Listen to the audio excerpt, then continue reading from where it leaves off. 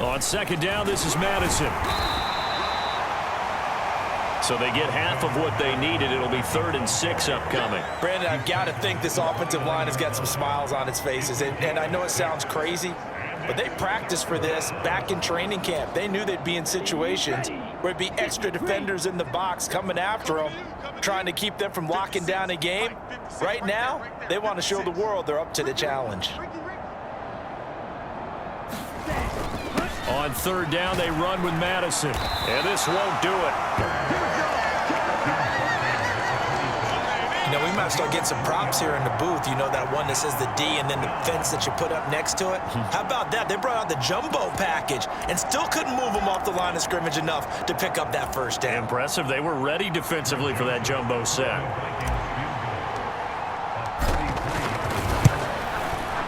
Joseph's got it, and that will extend their lead even further.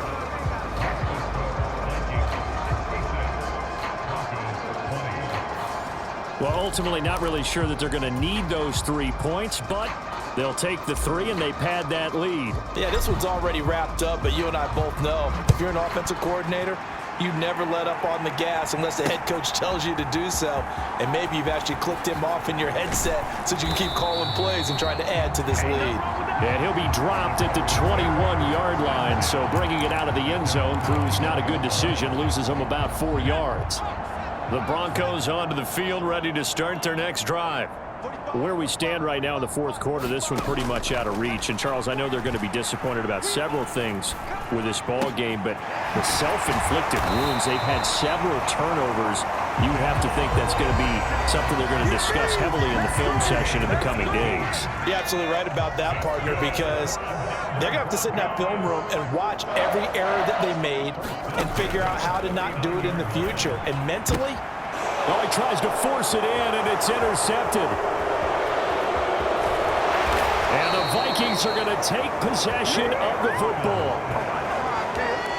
Yet another mistake after the interception there. And, gosh, you look up at the scoreboard. They just got to be thinking this one cannot get over fast enough. It certainly can't. And also what happens when you get this big of a deficit, you're supposed to make all the right throws, right? You're supposed to try and obviously get the ball to your own guys. But being down this big, you also take even more chances. And in this situation, that hasn't paid off for them at all. On the other sideline, jubilation and laughter. 3 yards on that last carry. Here's 2nd and 7.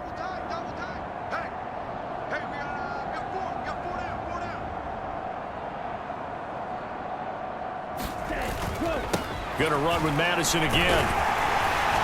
And he'll be down close. Call it a gain of 5 there on the run, but they'll remain a yard or 2 short here with 3rd down coming up. And there we saw one of the downsides of blitzing during a rundown, because sometimes you get out of your gaps. You don't fit the run quite as well because you're headed towards the ball carrier with abandon. They'll try to get it on the ground with Madison, and he'll have the 10-yard line. Give him 3 yards and a fresh set of downs. Brandon, when a defense just simply can't get off the field on 3rd down, and we all know how important that down is for both sides of the ball, you often feel like you're just a step behind whatever they're doing offensively. And one of the differences in this game, no doubt, 3rd down conversion, and that is going to be a story they'll talk about after this one. The last run got 3. Now here's 2nd and 7. On the give, this is their fullback. And he'll fight his way down inside the 10 to the 9-yard line. Call it a gain of a couple, and that's going to leave him with a 3rd and about 5. And this is why aggressive defensive coordinators love to blitz. It wreaks havoc because they end up taking their attention to the blitzers, freed up the D lineman to make the play. And here comes throw number 1 for the backup QB.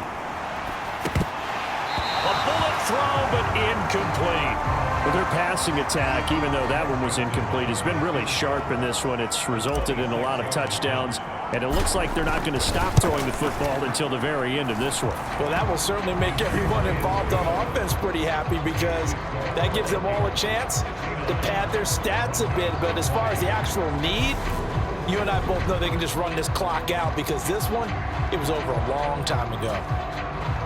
So they got the turnover, started with great field position, but in the end, the defense able to hold firm, and they only get 3 out of it. And I like what you said right there. That defense able to hold firm, backed up into the shadow of their own end zone. The goalpost right behind them.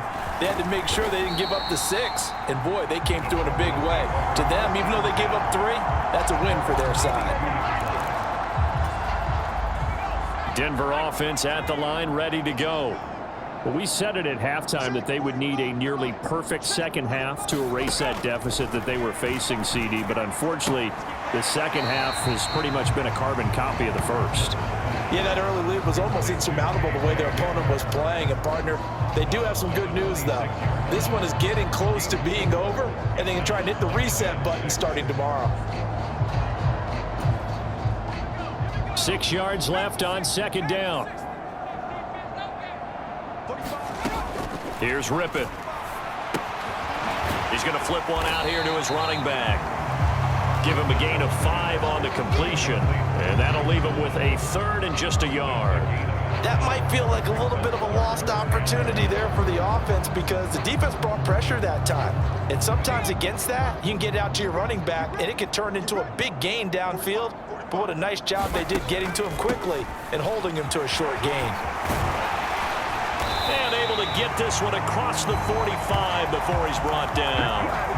Denver has the first down, the play going for 15 yards. That's quite a spot there for his first carry of the game, but obviously they had plenty of faith in him, didn't they? No question about it. And here, why not go with the fresh legs? Able to push forward, pick up that first.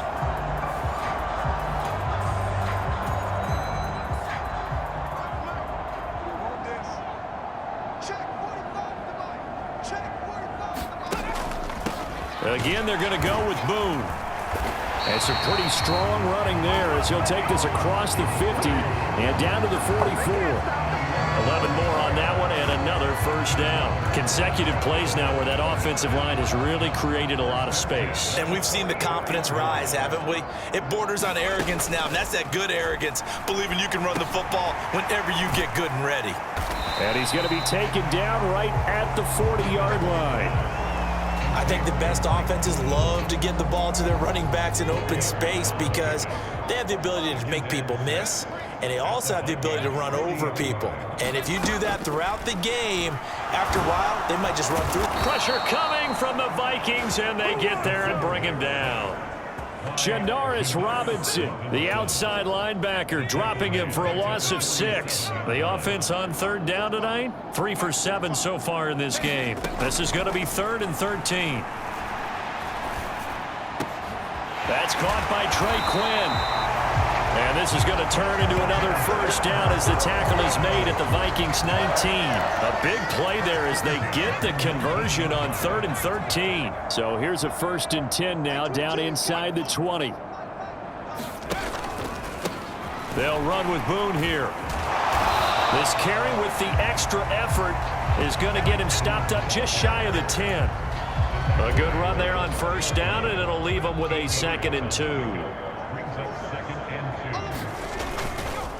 Now a handoff. This is Gordon going left.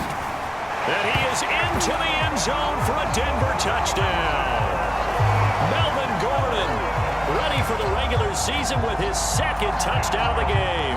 And the Broncos get a small measure of revenge as they cut into this 4th quarter deficit.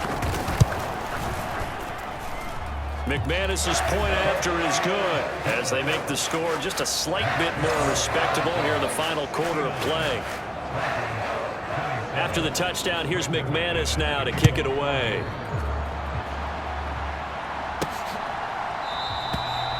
And no thought to bring this one out. He'll just go down to a knee, and they'll take over at the 25. Now the Minnesota offense set to take over again. We've paid this offense plenty of compliments already, but, I mean, they are deserving as they start another series. To be leading by this much with so much time left to play in the 4th, Charles, it's really, really been impressive to watch. It has been, and you have to think to yourself, the preparation that went into this, but the absolute focus that they kept throughout in order to have this kind of a result, this is Super Bowl-esque, and they've got to feel awfully good about what they put out there today. On 2nd and 7, Mon throwing over the middle, but it's incomplete. Well, at this juncture, CD, you normally see teams pack in the passing game. They've got the huge lead. Not them, though. They're still taking their shots. And I remember reading in past history, there was a college football coach in the Hall of Fame whose nickname was Close the Gates of Mercy. But he wasn't really big on that. He was big on going ahead and scoring. He's kind of reincarnated right here. We're watching it in front of us. Here's Madison running on first down. He'll work his way up the middle for a gain of about 4. Second down. Well, at the end of all that hitting and hollering, it was a 4-yard run, so the offense is going to go back to huddle and feel pretty good about themselves. Defensively, you have to feel okay because you didn't let it turn into a bigger run. But the goal, shut it down for 2 yards or less. That's when you start to feel good about yourselves. 15 yards there for number 15. Still throwing the football here, even with the big lead. Yeah, I know you and I came up in a different era. We think about sportsmanship and all that. Other people think about fantasy points and getting their numbers. That's all they care about right now. Here's a throw out wide, complete to his running back right side. And he is going to lose yardage here. So it goes as a completed pass, but they lose a full 5 yards.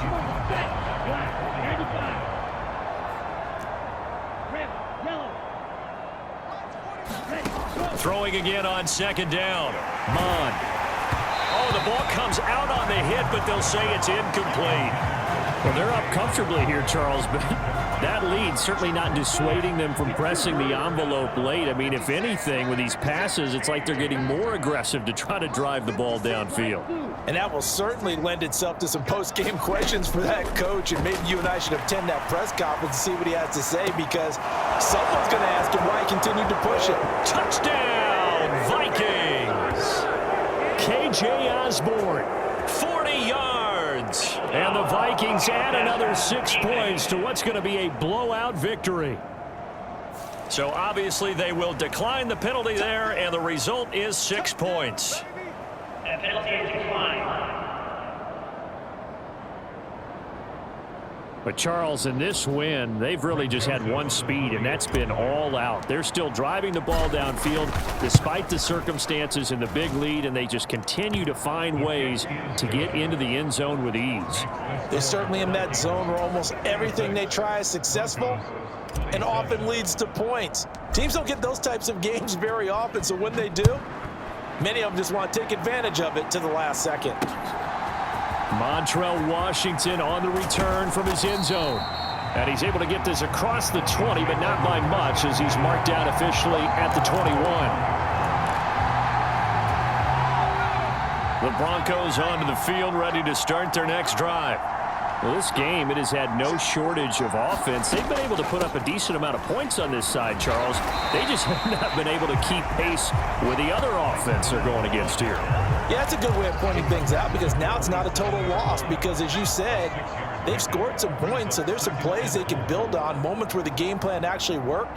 But overall, though, they were just out-personnelled. They were going up against a team that's playing at an elite level. And he's able to get this one up to his 30 before he's out of bounds. And just 3 yards on the catch there. He couldn't get away. And that's going to bring up 3rd and 2. From the gun, rip it. And that is incomplete. At this point, down big, you'd have to imagine this defense, they're just going to sit back, blanket the field as best they can. Yeah, this is actually the easy part of the game for them, because just as you noted, they can sit back, keep everything in front of them. But they've blanketed the field the entire game using a variety of coverages. This is brought in at the 21. A 46-yard boot, but just 36 following a pretty decent return of 10 yards. And the Vikings will take over here, 1st and 10.